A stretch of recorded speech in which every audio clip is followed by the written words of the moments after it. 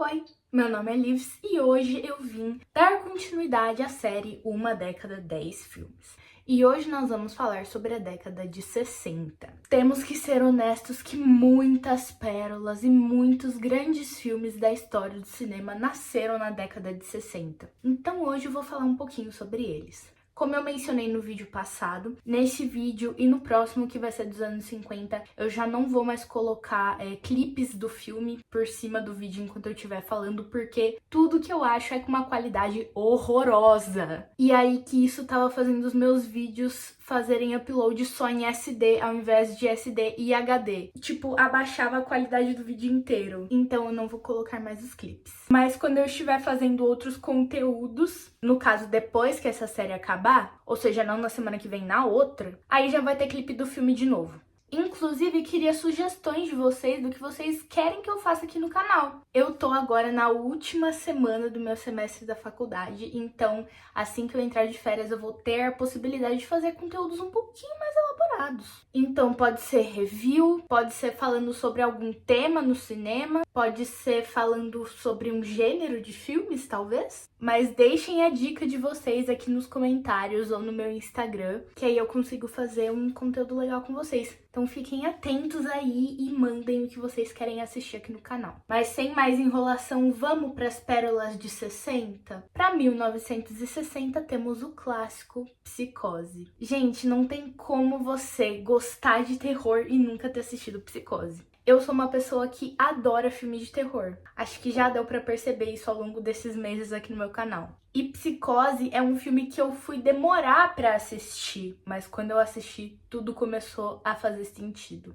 Primeiro que tem o Norman Bates. Tipo assim, vamos falar de killers icônicos? Vamos falar de Norman Bates. Eu gosto da complexidade do personagem, do trauma com a mãe, com o conflito de identidade. O cara é um vilão muito bem escrito. E muita gente pensa em Psicose e pensa imediatamente naquela cena que tem a mãe da Jamie Lee Curtis ali tomando banho e... Mas eu penso naquela cena bizarra do Norman Bates sorrindo. Gente, o Perkins, o que ele mandou nesse papel é absurdo. Como eu já falei no meu vídeo de Massacre da Serra Elétrica, tanto o Leatherface, quanto o Norman, quanto o Buffalo Bill foram inspirados mais ou menos ali no Ed Gein. Mas eu acho que o Norman Bates é tipo top vilões escritos baseados no Ed Gein.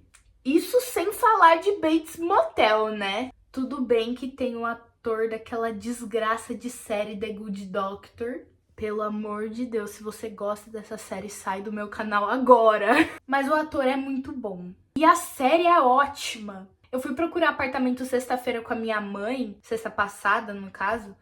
E aí que a gente foi num prédio que muito fudido, tudo fudido. A gente entrou no elevador e falei, nossa mãe, eu tô me sentindo em Bates Motel. Ela, no quê? Daí eu falei, é a série de Psicose, não sei o quê. Mas enfim, pra 1961 temos o 101 Dálmatas. Eu amo filme de bichinho, eu amo filme de animação. Já deu pra ver nesses últimos vídeos que eu trago várias. E é óbvio que eu não ia deixar o 101 Dálmatas de fora. Ainda mais que eles têm uma das maiores vilãs da Disney, que é a Cruella. Pensa numa diva. Tanto a Cruella do desenho quanto a Cruella do live action são vilãs maravilhosas. A do desenho é mais a mulher rica, que fashionista, que quer matar os cachorros para fazer um casaco de pele. Mas ela é muito icônica. Eu já quis ter metade do cabelo preto e metade do cabelo branco por causa dela. Mas a gente tá tendo que parar de fazer química no meu cabelo, senão eu vou ficar careca. Se um dia eu aparecer aqui parecendo o Humpty Dumpty do Shrek, vocês sabem o porquê que foi. Mas enfim, 101 Dálmatas é um filme que eu assistia muito quando era criança. E eu tinha um medo desgraçado da Cruella, mas eu achava ela uma diva. Porque assim, eu me compadecia dos cachorros, eu achava que eu era um deles. E eu ficava lá, não, gente, a gente vai conseguir fugir da Cruella, vai dar tudo certo. Mas, na real, eu sou um ser humano e não um dálmata. E se eu fosse um animal, eu com certeza não seria um cachorro. Eu não sei o que eu seria. Tenho amigos que dizem que eu seria um guaxinim. Inclusive, eu tenho um chaveiro de guaxinim na minha bolsa da faculdade, mas não sei. Enfim, é um filme muito legal. E por mais que seja, entre aspas, velho, dos anos 60, acho que vale a pena mostrar para crianças de hoje em dia. No caso, as crianças tipo Gen Alpha, que já nasceu com o cérebro corroído pelo TikTok. Sei lá, gente, mostrem filme de verdade pros seus filhos. Porque eu tenho muito medo do futuro da humanidade se tudo continuar do jeito que tá. Ficou existencial muito rápido, né? Vamos trocar de filme? Pra 1962, nós temos O Pagador de Promessas. Gente, eu fico com um sorriso do tamanho do mundo quando eu falo desse filme. Fun fact! O Pagador de Promessas é o único filme brasileiro a ter o prêmio da Palma de Ouro, que é literalmente o maior prêmio que você consegue no Festival de Cannes. E ele foi ganho por Anselmo Duarte. E você deve se perguntar, nossa, quem é Anselmo Duarte? Foi quem escreveu e dirigiu O Pagador de Promessas e ele era da minha cidade. Gente, shout out Salto, shout out Jump City, interior de São Paulo. Ou seja, lá na minha cidade tem o Teatro Palma de Ouro, onde está a Palma de Ouro. Eu tenho foto, eu vou colocar aqui na tela. E tem várias plaquinhas informativas sobre filmes do Anselmo, que são, tipo, ai, muito foda. E eu tenho um orgulho muito grande, porque, tipo assim, eu posso até gostar de várias coisas em termos de acesso à cultura que eu tenho aqui morando em São Paulo. Além de todo o negócio de aceitação e diversidade que existe aqui na cidade, justamente por ser uma cidade grande, uma metrópole global, né? Onde todo mundo é muito diferente e não é que não existe discriminação, mas é que é muito diferente de uma cidade do interior, nesse sentido. Na verdade, em todos os sentidos é muito diferente de uma cidade do interior. E eu sou do interior, né? Eu nunca vou ser aquelas pessoas do interior que vêm pra São Paulo e vira paulistano, sabe? Mas me dá um quentinho no coração saber que literalmente, tipo, a única Palma de Ouro do Brasil foi ganha por um cara da minha cidade. Outro fun fact! Um dia eu tava conversando com a minha avó no almoço e ela disse que ele, Anselmo Duarte, e a minha bisa eram besties. Então, tipo assim, guys, era predestinado. Eu nasci pra fazer cinema. Não tem outra explicação. Para 1963, temos 8,5 do Fellini. Na minha aula de História do Cinema, nesse semestre, a gente estava estudando Fellini, estudando neorrealismo italiano. E eu pago um pau do caralho pra neorrealismo italiano, porque foi meio que um modelo pro que seria o cinema novo depois no Brasil. Eu posso até ficar parecendo aqueles machos performáticos cinéfilo que te leva pra sair num date e começa a falar sobre como o Fellini é foda, mas o Fellini é foda. E o 8,5, cara, é um plot que inicialmente é despretensioso. É tipo, é um cara que tá com bloqueio criativo, ele vai se isolar, só que aí começa a acontecer um monte de coisa muito maluca. E também tem o fato de que tem o Mastroianni, e ele e o Fellini tiveram uma colaboração assim de anos. Inclusive, gente, o Mastroianni é foda. Mas eu assisti esse filme por causa da minha aula de História do Cinema. E foi uma experiência super divertida, não só esse filme, mas alguns outros filmes do Fellini, porque ao mesmo tempo que ele tem uns filmes meio cabeça, ele tem uns filmes engraçados, tipo 8,5. Pelo menos eu acho engraçado. Talvez o meu humor seja meio esquisito. Mas se você não conhecia esse filme, eu recomendo que você assista. Porque como os filmes estão ficando mais antigos agora nos vídeos, eu vou trazer uns filmes mais nichados, provavelmente. Mas agora eu vou trazer um filme que todo mundo conhece. Pra 1964, nós temos Mary Poppins. Gente, a minha mãe me apresentou Mary Poppins quando eu era muito criança, assim. Gente, um hit. A Julie Andrews e o Dick Van Dyke nesse filme estão maravilhosos.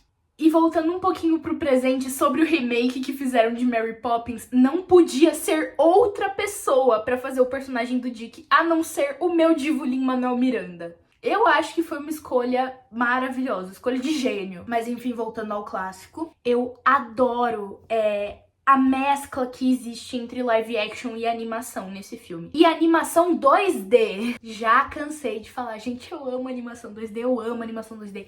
E esse filme, cara, ele é tão mágico. Eu lembro quando eu era criança que eu queria, meu sonho era eu tomar aquela colher de xarope, começar a cantar e toda a minha bagunça sumir. Tudo bem que eu não sou muito bagunceira, nunca fui, mas a minha irmã era bastante, ainda é um pouquinho, mas era bastante. E aí que a gente tinha que ficar arrumando as bagunças dela, e aí que meu sonho era tomar aquela colher de xarope e começar a cantar e toda a bagunça sumir. E toda vez que alguém tem uma bolsa muito enorme que começa a sair coisa pra caralho, as pessoas falam, ai, não, porque você tem a bolsa da Hermione. Eu falo, não, você tem a bolsa da Mary Poppins. Mas respeita a original. Outro filme musical, né? Semana passada eu trouxe uns 3. E hoje eu tô trazendo esse aqui e mais um que eu vou falar depois. Mas é um filme ótimo, gente. Me traz tantas lembranças. E eu ainda tenho o DVD dele lá em casa. E assim, eu provavelmente nunca conseguiria desapegar desse DVD, porque foi, tipo, um dos filmes que mais marcou a minha infância. Pra 1965, nós temos Barba Ruiva. Nesse filme, o Kurosawa foi cirúrgico. Não que o Kurosawa não seja cirúrgico em nenhum dos outros filmes dele, porque o homem tem uma natureza, assim, de ir lá escancarar o problema na tua cara e falar, ó, resolva. E esse filme fala muito sobre desigualdade social, fala muito sobre marginalização. E como qualquer outro filme do Kurosawa, é um filme muito humano e existencialista. O cara gosta de trazer reflexões e gosta de fazer a gente pensar. E é isso que eu mais amo nele. Ele bota o meu cérebro pra funcionar. E o Barba Ruiva é um filme que, pra mim, se sobressai de alguns outros do Kurosawa pelo fato de que minha mãe é médica. Então eu assisti o filme e falei, nossa, mas esse cara é um filho da puta. Mas nem todo médico é filho da puta. Alguns são, né? Porque o ego entra no caminho da pessoa. Mas nem sempre é assim. Então, se você quer uma crítica social foda sobre disparidade econômica e marginalização de classes, no período Tokugawa, eu recomendo muito que você assista o Barba Ruiva. Tem um agravante também de ser uma peça de época, eu adoro peças de época. Mas enfim, é um filme muito foda. Recomendo que assistam. Pra 1966 a gente tem um dos meus filmes favoritos da história. Persona, do Ingmar Bergman. Ou conhecido aqui no Brasil como Quando Duas Mulheres Pecam. Eu acho que é assim a tradução. E puta que pariu, que nome horroroso. Cara, esse filme é muito louco. Eu reassisti ele esse ano, inclusive, pra fazer uma redação pra minha aula de História do Cinema no primeiro bimestre, que na verdade era a minha avaliação. Mas, cara, eu não lembrava que esse filme era tão bom, porque eu acho que a primeira vez que eu assisti ele faz tipo uns 2 anos, e eu tava meio chapada de sono, então eu não entendi nada. E filme do Bergman, você tem que prestar muita atenção, ou você tem que estar completamente chapado, porque só assim vai fazer sentido. E aí que, tipo, eu reassisti e eu falei, caralho, esse homem é um gênio! A Elizabeth e a Alma são mulheres muito diferentes, mas ao mesmo tempo elas são muito similares. A Elizabeth se recusa a falar, enquanto a Alma fala pra caralho. E eu gosto muito também da perspectiva desse filme sobre a maternidade, que é um negócio que eu acho genuinamente assustador. E eu acho que a Elizabeth concorda um pouquinho comigo. É um negócio assustador não só pelo fato de o seu corpo tá gerando uma outra vida. Por mim, essa é a parte mais assustadora. É tipo, top body horrors pra mim é gravidez. Mas Persona fala muito sobre a pressão social da maternidade. Que a Elizabeth nunca quis ser mãe, mas porque ela era casada, era uma mulher com uma carreira bem estabelecida, era esperado dela que ela tivesse um filho. E por pressão, ela engravidou e todo santo dia ela pedia para que o filho não nascesse.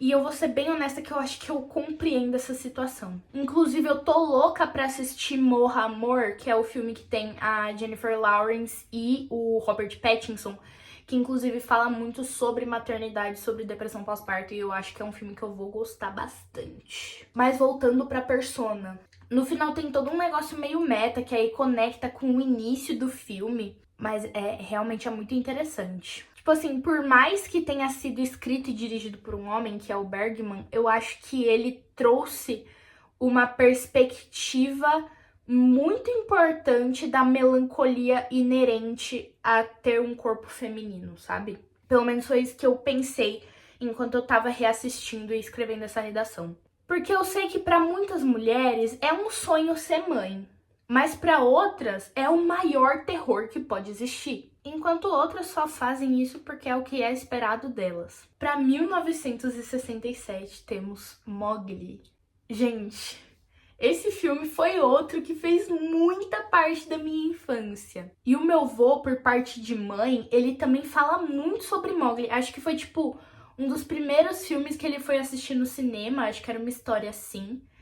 E ele sempre falava muito sobre Mowgli. Inclusive, ele tinha um cachorro que eu não lembro se chamava Balu por causa do urso ou Bagheera por causa da pantera. Mas era um desses dois nomes. Infelizmente, eu não lembro muito desse cachorro, porque ele faleceu quando eu ainda era pequena. Mas eu lembro que o cachorro existia. E eu lembro quando fizeram aquele live action de Mowgli, que eu fui no cinema assistir com meu avô e ele me contou essa história. E é um filme que realmente fez muita parte da minha infância. Eu lembro muito de estar na casa da minha avó e assistir esse filme junto com a minha irmã e com o meu primo. E a gente ficava assistindo e cantando as músicas. Inclusive, esse é o outro filme musical que eu falei que eu traria nesse vídeo. E é um filme muito legal. Outro que eu acho que vocês adultos deveriam mostrar para os seus filhos. Se é que tem adultos com filhos pequenos assistindo meu canal. Provavelmente não. Porque os únicos adultos que eu tenho confirmação que assistem meu canal são meus pais e os amigos da minha mãe. Para 1968 temos outro filme tenebroso sobre maternidade. O Bebê de Rosemary. Outro filme do tenebroso do Polanski aqui no meu canal, né? Mas a gente ignora que o filme é dele, porque o filme é bom e ele é um bosta. Mas enfim, esse foi um dos filmes que eu cogitei a escrever a minha resenha pra minha aula de história do cinema. No fim eu acabei fazendo de O Exorcista e eu acho que eu amassei. Mas o Bebê de Rosemary também é um filme que eu gosto pra caralho. E eu acho que se você nunca assistiu, você deveria assistir. Não que a maternidade seja tratada como algo assustador e absurdo nesse filme. Mas convenhamos que a mulher tá literalmente grávida do diabo. E pra mim, outra coisa muito assustadora, quase igual, assim, a ficar grávida, são vizinhos intrometidos. Tudo bem que eles fazem parte de um culto ao capeta e eles literalmente transformam o bebê da Rosemary ali na barriga dela em capiroto. Mas realmente assustador. Eu acho que essa ref vocês não vão pegar, mas pra todos os LGTVs que assistem meu canal, o Rusical da temporada 9 de All Stars, que eles fizeram o Rusical de O Bebê de Rosemary. Gente, é um dos meus Rusicals favoritos, tá? Tem a Wendy de capeta, tipo, é muito bom. Eu acho que a Roxy tá de freira também, tipo, é muito aleatório, mas é muito engraçado. E não tem como a gente não falar sobre a Mia Farrow nesse filme. Que inclusive acho que foi esse filme que alavancou a carreira dela. Mas se dependesse do demônio do Frank Sinatra, a coitada nem ia ter carreira, porque ele não queria que ela gravasse esse filme. Ele queria que ela ficasse em casa, fazendo nada, enquanto ele trabalhava. E ela queria atuar, mas ele não deixava. Aí ela brigou com ele, acho que eles inclusive até divorciaram nessa época.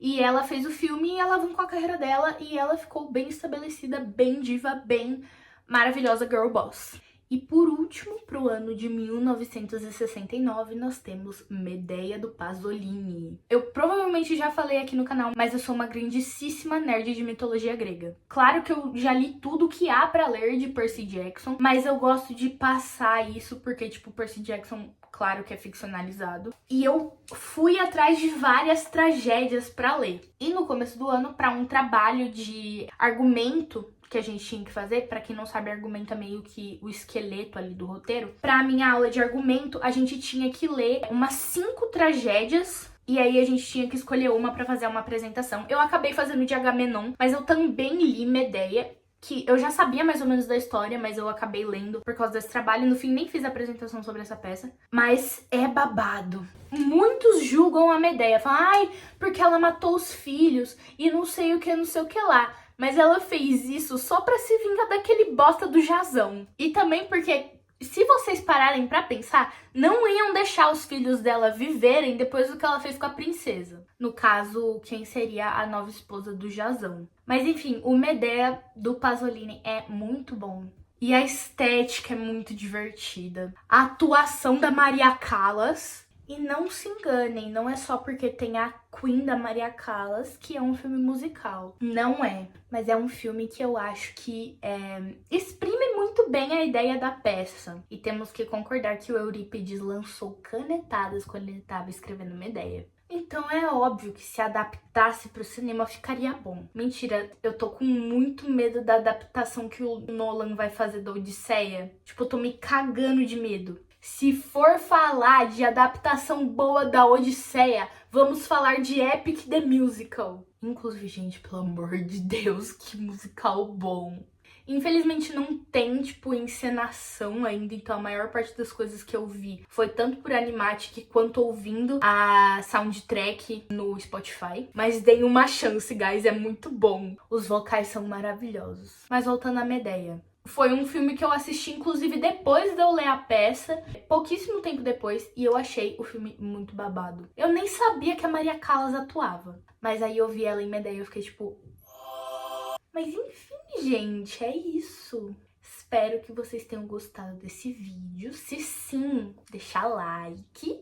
Comenta também o que vocês querem ver nos próximos vídeos aqui. Eu vou trazer mais o dos anos 50 semana que vem, né? De uma década de 10 filmes, mas depois acabou. Pelo menos demos uma pausa nessa série. Deixem aqui sugestões de conteúdo que vocês querem ver aqui no canal, se vocês querem convidados, se vocês querem vídeos mais diferentes. Pode mandar isso lá no meu Instagram também, nas minhas redes sociais, mas principalmente no Instagram. Por mais que eu não poste, eu entro nas minhas redes sociais todo dia. Principalmente no Twitter. Mas se você não for um fã doente de Ordem Paranormal igual eu, talvez não seja muito legal você entrar no meu Twitter, porque você não vai entender nada. Inclusive, amigos nerds, como estamos nos sentindo sobre Hexatomb, eu estou amando. Mas é isso, curte o vídeo, compartilha. Se você ainda não é inscrito, se inscreve. Tá chegando muita gente nova aleatoriamente aqui no canal, tipo pela For You do YouTube. Então eu fico muito feliz. Continuem compartilhando meus vídeos pra eu ter mais alcance. E é isso, até o próximo vídeo e tchau!